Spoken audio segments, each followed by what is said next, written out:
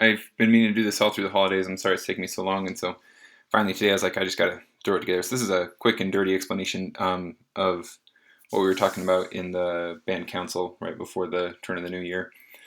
So Garden Valley Pipe Band has been trying to do what probably all bands have been trying to do since time immemorial, in running a sort of a group class to get more pipers and drummers from the community, teach people how to play so that they'll join the band and or other bands, just kind of grow the community. So this is just an overview of kind of what we've come to over the last 5 years. This is not a perfect program, and this is far from a perfect presentation. There's just a few slides I threw together to kind of help me keep my train of thought going.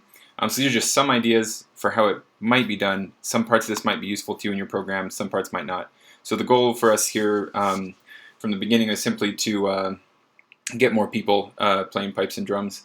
We want to find people who are interested in learning and let them know, hey, there's a way for you to get into this, and also to present this as an option to people who, a lot of times people who come to our class will tell us, hey, I had no idea this was even something a person could do. So we kind of want to get the word out there. And this is how when Zach Lee started the Garden Valley Pipe Band, he suggested that it be an educational program first. So I don't want this to seem like I'm sharing this from any sort of position to like try to like recruit for Garden Valley Pipe Band. That's not the case. This is just something that the band has been doing, and sort of the spirit of the whole endeavor is precisely one of sharing and being, having sort of open source stuff. So this is not a suggestion that we've necessarily found something that y'all don't already know, nor even that we found something that's perfect. Probably you'll have some really good suggestions to give back to me and to the band, and I would love that. This is just sort of an invitation to have an open conversation about how we might all, in different ways or in similar ways in each band, improve and grow our programs so that we can get more people locally playing. Some of the problems that we encountered when we started our pipe band is we tried to start always having we started our class to try to get people in, and at first we'd have this free class that ran for an hour before each practice once a week, and it ran year round. And don't get me wrong, it was good, it was fun, and we paid to put out flyers and stuff. We had a good turnout and everything, and but it was a bit crazy, a little discombobulated. Sometimes we have plenty of instructors. Sometimes it was one person trying to teach 40 people at the same time, and all of them at different levels and stuff. So we had a few problems that we needed to solve. And so the sort of the main ones we were looking at is, first of all, where can we send people? We need a physical location. We need something on a website, a Facebook group, etc., so that we know we can tell people, hey, if you're interested, here's the time and place, etc. Secondly, we needed to remove as many barriers as we could: price, accessibility, etc. Third, we wanted to ensure that there was some level of quality control for instruction. We had multiple unfortunate experiences where somebody that we didn't really know very well from out of state, etc., might be here visiting, or just had not played for a very long time, and would come to help us teach. And we'd say, oh, okay, well, here, we really need help, desperate for help. We'd say, all right, well, you take these 12 people, we'll take these others. And then we find out later that like the instruction they were giving, like, hey, I'm not saying I'm the best instructor, but it wasn't ideal instruction, and sometimes it just ended up being more like a personal recital. And so we want some level of quality control for the instruction. We need to be able to get and keep volunteer instructors. We don't want a free class to end up being a burnout for anybody. Often what you end up with is the pipe major or the VP of education or something. This one person ends up doing it year round, year after year, and it just burns them out. And so a way to share the load and make it so it doesn't knock anybody out completely. And then also when you have students in a group situation, naturally some are going to progress at a different rate than the others. And we often had this problem where we'd start with 40 students at the beginning of the year, and pretty quickly there were 10 that were moving really fast. There were 20 that were like moving at sort of a normal pace, and then there were 10 of them that needed some extra time. And if you only had one or two people to teach this whole group, it would get boring for those who were moving fast, and it would move too fast for those who weren't keeping up. So a way to sort of have a system where there are fewer people sort of getting lost in the cracks, as it were. So the solutions we found so far, and again, you all will have, I'm sure you'll look at some of these solutions and you'll say, yeah, we tried that, it's not going to work for you, man. But this is just some suggestions. This is not saying this is definitely the way to do it. This is just the way that it's been working okay for us. So first of all, we set up a band class. It's a free class. We hold it on the same night as practice. It starts 1 hour before practice. It runs for 45 minutes. And this often we find does lead to private instruction. People come and then after they've taken a few classes, they start saying, all right, well, if either they want to progress more and more quickly, and so then somebody in the band picks up another private instruction student, which is good for that member in the band because they're that's being paid for. Or the class just carries them along and they join the band, or they go join another band and they are well on their way on a piping career. Of course, expectations are important. Got to keep in mind that this is a hobby and it's a fun hobby, but it's expensive, as we all know. For not just time, but also, or not just money, but also time. And so we can't beat ourselves up too much when a lot of students come and try it and then decide against it. That's just the odds. It's just going to happen. For problem number 2, we make the class free. And then we also have free materials as far as we can. So part of what I'm going to show you here is this free instructional book that we've been working on. Problem number 3, some level of quality control. That comes back to that free book as well. Having some normal, regularized, by normal I just mean regularized, a commonly held sort of curricula, if you will. We often ran into this problem where practice night would come along and whoever was teaching would scramble for a couple of screen clips off of a PDF of some instructional book and print them off real quick. And so basically just a bunch of loose leaf, probably questionable copyright situation deals where it's people would show up and well, here's a doubling exercise, where did that come from, and this other person would have a different doubling exercise that was handwritten by an instructor who had been teaching 2 weeks before. And so bringing this all together, that quality control is helped with this having a common source material, but also with a teaching structure that we'll go over here in just a sec. How do we get and keep volunteer instructors?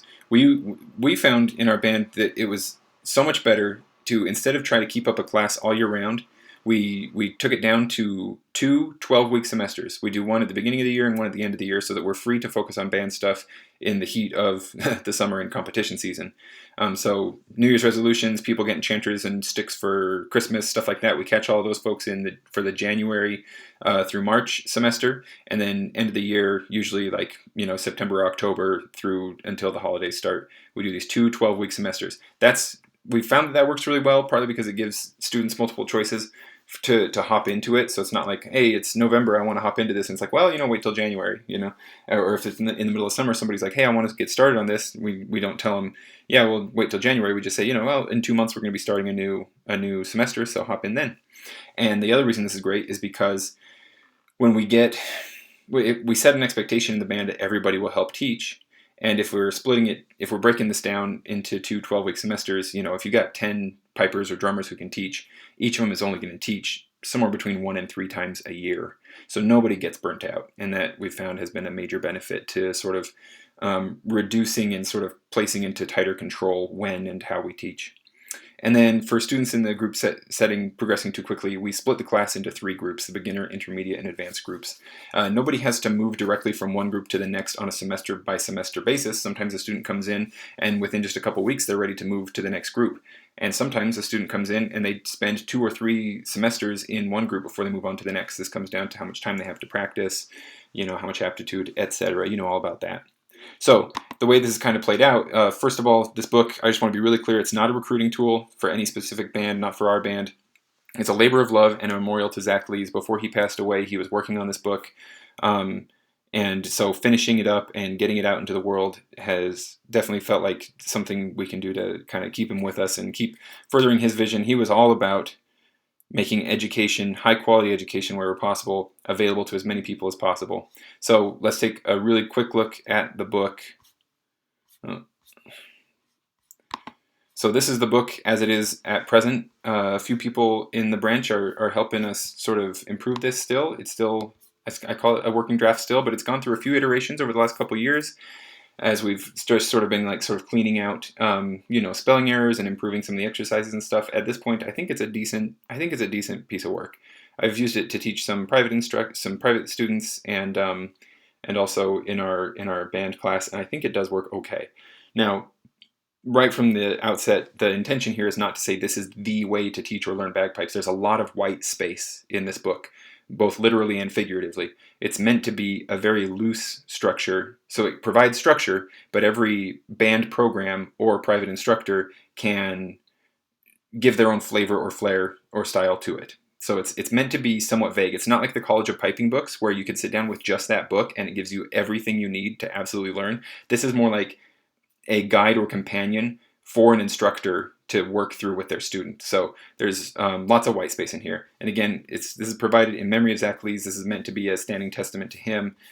So if you're uncomfortable with using a book that has the logo of another band in it, it's not meant to be a recruiting thing, so I'm more than happy to change that for something generic. I'll even change it for your band's logo. Just get in touch with me and I will happily do that. We just want this to be a useful, if you want to use it. I'm not even saying everybody should use this. It's just, if you want to, it is free and I think it's decent and it's fairly, I don't know what I want to say, like regularized.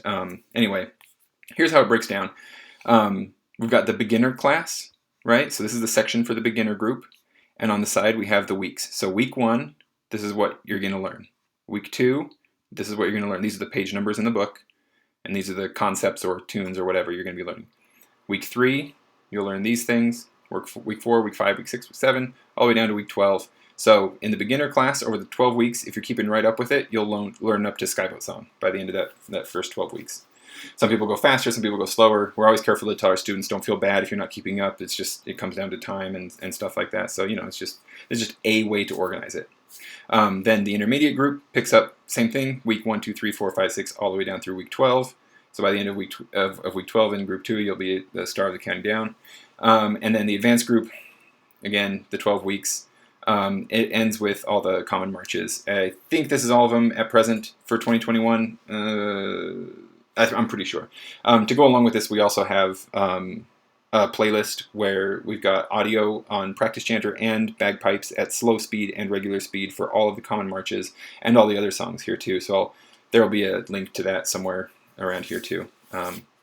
Anyway, so that's sort of how it breaks down. So then this is what the book itself looks like. There are some diagrams in there. I want to be clear that like, you use this as you want to, right? This is in no way are we claiming this is like the best thing in the world. College of Piping, of course, puts out incredible stuff. There are a lot of amazing bagpipe primers out there. But we did consult with some real experts to get some of these graphics designed and some of these sort of teaching concepts that we try to follow. So I don't think it's bad. I think it's at least worth looking at. And like I say, we're still improving it even now. So I think that it's at a usable point. You could definitely use this in 2021 to build the ranks a bit if you'd like. But look for it to get even better in the future. So I'll just slide you down through to here's something right in the middle here. We start. The idea here is that as it introduces a concept, you learn that concept and then you apply it to a song as quickly as possible so that you don't get so you don't get bored, basically. Now, anywhere that we have, so like here's a page that has more text than most. Like this is the most text you'll ever see on a page, and it's again meant to be like very general. What could you say? Like non-controversial. Like if this is a point, if it hits a point that like we know that there are multiple schools of thought on how to do it, it just says that there are multiple schools of thought on how to do this thing. Here's one way to do it. So it leaves complete room, and there are disclaimers all over the place. Do what your pipe major says. If it's in disagreement with something said in this book, go with your pipe major. So this book in no way is meant to take over the world. It's just meant as a tool to use as is useful to you. Here's an example. Anywhere that WSPBA has a setting for a common march or tune, in the common marches repertoire, we use that setting in this book, and that's the same for the audio recordings as well. So this might even help us take a step closer to, mass bands having everybody playing the same version of the tunes. Who knows? But that is the case for anything that, if there is a WSPBA setting, that's the setting that we used for the book. So this is the book. That's the book. That's an overview of the book. So again, if you're uncomfortable with the logo, just let me know. We can change that around. But I think it's okay. It does an okay job. And I always go the wrong way there. So then the way that we do the class is the way that we've done it, and again, you might change this yourself, but the way we've found it to be working pretty well right now, it's usually useful to have one person who's kind of in charge. We use the title VP of Education. You can use any title, of course, basically just the person who's in charge of this education program. Okay, so a few important things for that person to do. That person assigns, we think it's useful to have a few lead instructors. And and they also assign other instructors. So here's how that works. These are stock photos that were in the Google Slides. I didn't have time to change it. I just keep telling myself done is better than perfect. So this is just ignore these stock things, right? But hey, let's use it. So imagine this guy is the VP of Education. So VP of Education says to himself, all right, I know that Donnie here has been playing for years and he's taught a lot of people, so he's going to be one of my lead instructors. And Susie here has been playing for years and has taught a lot of people. She's going to be one of my lead instructors. Okay, now everybody in the band is an instructor at some point, but these people are going to be my lead instructors. The idea there being that on any given night, you will have at least one instructor to teach the beginner group, the intermediate group, and the advanced group. So you'll have 3 people there. As long as at least one of those people is this guy, or this gal, then no matter how new the other band members who are there instructing might be, they have someone they can rely on. So if there's a confidence issue where they say, hey, I've only been playing for 2 years, how can I possibly teach? You say, don't worry, Susie's going to be there. So if you have any question, if your student asks you any question that you don't know how to answer, if you're not sure how to play Attack 'em and you need a reminder, no embarrassment, not a big deal, just walk over to Susie and she'll take a minute to help you out along with your student. So it takes care of that sort of confidence barrier. And let me tell you, teaching, you probably already know this, but teaching is like the best way to improve. And so if we've found at least that if you can get everybody teaching, it's good for everybody. And again, they're not teaching night after night after night. It's 2 or 3 times a year. That's it. So it's a good experience and it's not overwhelming. I guess if your group was really tiny, if you only have like 4 people, it's going to be more than 2 or 3 times a year, but usually it only comes out to a few times a year. So you've got the VP of Education, you've got the lead instructor, and you've got instructors. So it's important that the VP of Education, or whatever title you use there, posts a schedule well in advance. So we do ours at the beginning of the year wherever possible, and it just lays out here are the 12 weeks, and here are the 2 or 3 people who I even have assigned to teach each of those 12 weeks. So the entire band can look at that, and you know, Billy can look down there and say, okay, I'm scheduled to teach this night and this night. Yep, I can be there. But you know, Sally can look down and say, I can't be there that night. That's my husband's birthday. She can trade with someone else, or she just lets the VP of Education know and he swaps it around. You know, so you can kind of get that laid out so everybody knows ahead of time. This is the week that I'm showing up an hour early, ready to teach. And what do I teach? Well, that's where this schedule again is useful, because they can just look down. You know, we usually use just a spreadsheet, so it just says week 1, week 2, week 3, etc. So if Sally is going to teach on such and such a night, she can see that that's week 7. So she'll be teaching the beginner group, she'll be teaching GDEs. She shows up and they're like, hey, actually, Greg showed up and he is more comfortable with the beginner group. Could you take the intermediate group? And she goes, oh, the intermediate group, what are they doing tonight? Oh, D strikes and shakes. Yeah, you bet. So in this way, there's quality control, right? Everybody knows what's happening without having to be there every single week. You can just pick this up and say, what night is it? That's what we're learning. Great. And not only that, you can just go, oh, pages 38 to 39. I'll just scroll right down or flip to it if I printed it out, you know, one way or the other. Get to pages 38 and 39. All I have to do is go from top to the bottom teaching this, you know, so it kind of makes it easier to teach consistently like that. So then it is important that there be an expectation if a band member can't be there, they got to let the VP of Education know, or find somebody to cover for them so that you can you know, have everything covered. So that's an important expectation to set. The other things we found are important. We found it useful that if you can, either one of the instructors or lead instructors, or maybe even somebody else, be assigned to be kind of like a greeter, so that as students arrive at your practice location, they have a friendly face to meet them. It's very easy. We've had a problem in our band that I don't think it's a band problem. It's just a human nature thing that, you know, if you're not assigned to be a friendly face, it's pretty easy to be like, I'm here to practice, I'm playing my instrument, you know. And so if someone shows up that you haven't seen before, you just assume, you don't even think about it. You just assume that like somebody else knows what to do with that person. I'm playing my pipes over here, you know. So if we have someone assigned to just kind of be close to the door and be like, hey, how are you? What's your name? Have you been here before? Oh, okay. You want to go over to the intermediate group and point them in that direction. We also found it useful to just print out some signs. So like if we're in a cafeteria or at a park where there are tables, we just pick a table for the beginner group, intermediate group, advanced group, the drummers, etc. And there's a sign up, so it's really easy to tell like, oh, that's where I go, you know. So it makes it a friendly and comfortable environment for the students if it's the first time or even the 10th time that they come. Then the students all sit with their instructor. The instructor, if they lack confidence, they've got that lead instructor who's there to support them and help them. The instructor says, all right, here's what we're going over tonight, because it's already there in the curriculum, and they just teach through that for 45 minutes. The class must end. This is something that we found was a real challenge, very important, that there's an expectation that the class runs, from 6 to 6:45 and no later, because those instructors need to be able to get on their instruments and get ready for practice at 7. So we found it useful if you have a pipe major or pipe sergeant or somebody sort of in authority who's not there teaching, who can then step in at 6:45 or whatever the time is and say, all right, class is over. It's time for everybody, all band members, to stop teaching and get on your instruments. That way it's not the instructor cutting off one of their students who's asking a question. And you can just say, hey, just send that question to the band Facebook account or just email it to me, and that way there's not this overlap where like 10 minutes into practice time, there are still students there going over a concept or asking questions. You gotta end it. So we found that to be a useful strategy. Just have somebody come in and say, hey, it's time to stop. And that's the quick and dirty overview. If that's useful to anybody, please use it. The other thing that I can tell you is for now, while our band is redoing the website, I've got this little, I call it, it's technically a blog, it's purely utilitarian. This is just a place, I'll include a link to this as well, where there are some links that'll be useful. So this is the PDF book as it currently stands.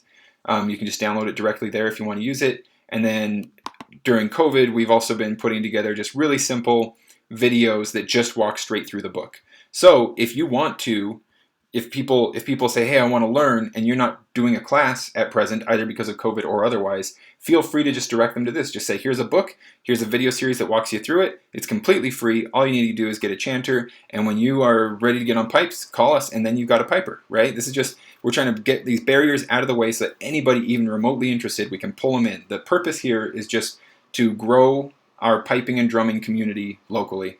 If it's not only in numbers, but also in diversity and vibrancy, etc. So we're just trying to make it easier. That's all this is. Again, it's not a recruitment tool.